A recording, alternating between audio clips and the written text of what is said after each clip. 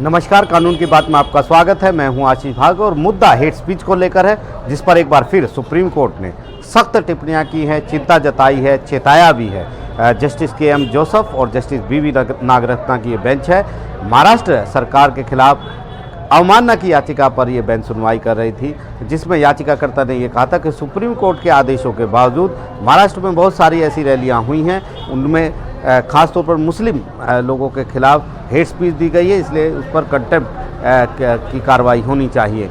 तो यहाँ पर एक अहम सुनवाई हुई है, जिसमें जो बेंच है उसने सख्त टिप्पणियाँ की हैं, सरकारों पर बड़ी ये बात कही है। सुप्रीम कोर्ट ने इस मामले की सुनवाई में कहा है कि जो हेट स्पीच है उसका स्रोत जो है वो राजनीति है, राजनीति में धर्म को मिला लिया गया है, इसलिए हेट स्पीच दी जा रही है। अगर धर्म को राजनीति से अलग कर दिया जाए तो हेट स्पीच से निजात पाई जा सकती है, इसलिए राजनीति से धर्म को अलग करना ज़रूरी है। इससे निजात पाने के लिए अलग करना होगा धर्म को राजनीति से। उन्होंने ये भी कहा कि हम दुनिया के नंबर 1 देश बनना चाहते हैं, लेकिन जिस तरह से इंटॉलरेंस और बौद्धिक कमी जो हमारे भीतर है, उससे हम देश के नंबर 1 देश नहीं बन सकते हैं। साथ ही ये भी कहा कि अगर हमें सुपर पावर बनना है दुनिया का, तो हमें कानून के शासन को लागू करना होगा। उन्होंने टिप्पणी की है, सख्त टिप्पणियाँ की कि राज्य जो हैं वो बेअसर हो गए हैं, अशक्त हो गए हैं, कार्रवाई नहीं करते हैं, और अगर वो कार्रवाई नहीं करते हैं तो फिर राज्यों की ज़रूरत क्या है, वो किस लिए बनाए गए हैं, ये तमाम सवाल उन्होंने कही हैं। बेंच ने ये भी कहा कि एक वक्त होता था जब नेहरू और वाजपेयी जैसे वक्ता होते थे, और अब ऐसे तत्व हैं जो इस तरह की भाषण देते हैं, इस तरह की बातें करते हैं, और लोगों की भीड़ उनको सुनने के लिए जाती है, जो एक तरह से सुप्रीम कोर्ट ने कहा कि फालतू के तत्व हैं। साथ ही साथ ये भी कहा कि गो टू पाकिस्तान जैसे बातें कही जा रही हैं, वो पीड़ा पहुंचाती हैं, गरिमा को तोड़ती हैं, गरिमा को ठेस पहुंचाती हैं, क्योंकि जो लोग हैं जिनके लिए कहा जाता है कि वो पाकिस्तान चले जाइए, उन्होंने खुद इस देश में रहना चुना था, वो भाई और बहन हैं सबके। ऐसी बातें नहीं करनी चाहिए। लोगों को खुद ही संकल्प लेना चाहिए कि वो किसी भी धर्म के लोगों को अपमानित नहीं करेंगे। साथ ही साथ ये भी कहा है कि राज्य सरकारों को कोई मैकेनिज़्म तैयार करना चाहिए, कोई तंत्र तैयार करना चाहिए, और हेट स्पीच जैसी घटनाओं को रोकना चाहिए।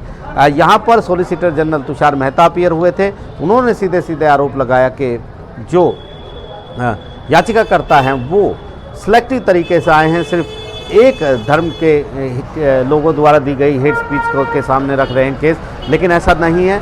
और भी मामले हैं जिसमें क्रिश्चियंस को, हिंदू के खिलाफ हेट स्पीच दी गई है, वो मामले सामने नहीं लाए गए हैं, वो बायस्ड हैं, ये भी कहा गया। पहले भी सुप्रीम सॉलिसिटर जनरल ने मंगलवार को भी कहा था कि याचिकाकर्ताओं को कहा जाए कि दूसरे धर्म के लोगों ने जो हेट स्पीच दी है उनको भी सामने रखा जाए। सॉलिसिटर जनरल ने केरल के नेता की क्लिप दिखाने की कोशिश की और कहा किस तरीके से वो हेट स्पीच दे रहे हैं, उनके खिलाफ भी ये मामला होना चाहिए और केरल सरकार को भी नोटिस जारी करना चाहिए। हालांकि सुप्रीम कोर्ट ने उस बात को अभी नहीं माना है। महाराष्ट्र सरकार को कहा है कि वो अपना जवाब 28 अप्रैल तक दाखिल करे। 28 अप्रैल को एक अहम सुनवाई होगी। एक और हिंदू संगठन पहुंचा, उसने बहुत सारे जो मुद्दे हैं, जो हेट स्पीच हैं, ख़ासतौर पर मुस्लिम कम्युनिटी के लोगों के द्वारा दिए गए या क्रिश्चियन कम्युनिटी के लोगों द्वारा दिए गए, उनको शामिल किया है और एक पिटीशन, एक अर्जी लगाई है। सुप्रीम कोर्ट में मांग की गई कि उनकी बात भी सुनी जाए। 28 अप्रैल को वो बात भी सुनी जाएगी। काफ़ी अहम ऐसा मामला जिसमें हेट स्पीच को लेकर सुप्रीम कोर्ट ने बहुत सारे डायरेक्शन दे रखे हैं।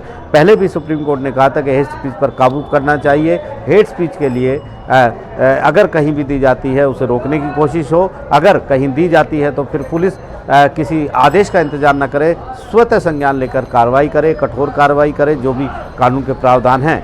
ये भी सुप्रीम कोर्ट ने कहा था कि अगर ऐसा नहीं किया गया तो सुप्रीम कोर्ट ऐसे मामलों में कंटेम्प्ट की कार्रवाई कर सकता है। ये तमाम चीज़ें गाइडलाइन जारी की गई थी, उसके बावजूद ऐसी घटनाएं सामने आ रही हैं और याचिकाकर्ता कह रहे हैं कि अकेले महाराष्ट्र में 50 से ज़्यादा ऐसे मामले आए हैं। हालांकि महाराष्ट्र सरकार की तरफ से तुषार मेहता बार बार ये कह रहे थे कि अखबारों की कटिंग के आधार पर, अखबारों में लिखी खबरों के आधार पर आप कोई केस नहीं चला सकते हैं। ये सुप्रीम कोर्ट है, ये कोई मजिस्ट्रेट की कोर्ट नहीं है कि जब चाहें जब एक केस टू केस यहाँ पर चले आएँ। लेकिन सुप्रीम कोर्ट फिलहाल इस मामले में काफ़ी सख्त है और 28 अप्रैल को एक अहम सुनवाई इस मुद्दे पर होगी। सुप्रीम कोर्ट ने लगातार यहाँ पर ख़ासतौर पर इस बेंच ने इस तरह के सवाल उठाए हैं सरकारों पर।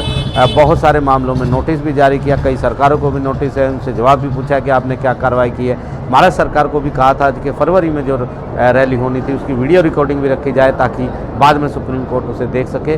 तो ये काफ़ी अहम मुद्दा है हेट स्पीच का, हमेशा हम जानते हैं इस पर राजनीति भी होती आई है और इसलिए सुप्रीम कोर्ट चिंता में है कि राजनीति को अगर धर्म से अलग कर दिया जाए तो हेट स्पीच जैसे मामले रुक सकते हैं, क्योंकि वो बार बार ये कहते हैं कि हेट स्पीच हमारे देश के ताने बाने को नुकसान पहुंचाती हैं, जो सामाजिक ताना बाना उसको नुकसान पहुंचाती हैं, भाईचारे को नुकसान पहुंचाती हैं, भाईचारे को तोड़ती हैं और ऐसे में ज़रूरी है कि हेट स्पीच को काबू किया जाए। लेकिन सरकारों की अपनी दलीलें हैं, याचिकाकर्ता के खिलाफ सरकारें हैं वो कुछ सरकारें कह रही हैं जैसे यहाँ पर कि एक ही धर्म को निशाना बनाया गया है, जबकि हेट स्पीच देने वाले सिर्फ एक धर्म के लोग नहीं हैं। सुप्रीम कोर्ट ने पहले भी अपने आदेश में कहा था कि पुलिस कार्रवाई करे चाहे किसी भी धर्म का मामला हो, जो भी ये ना देखे कि किस धर्म के खिलाफ हेट स्पीच दी जा रही है या कौन से धर्म के लोग हेट स्पीच दे रहे हैं। लेकिन फिलहाल इंतजार करना होगा सुप्रीम कोर्ट के अगले आदेश का।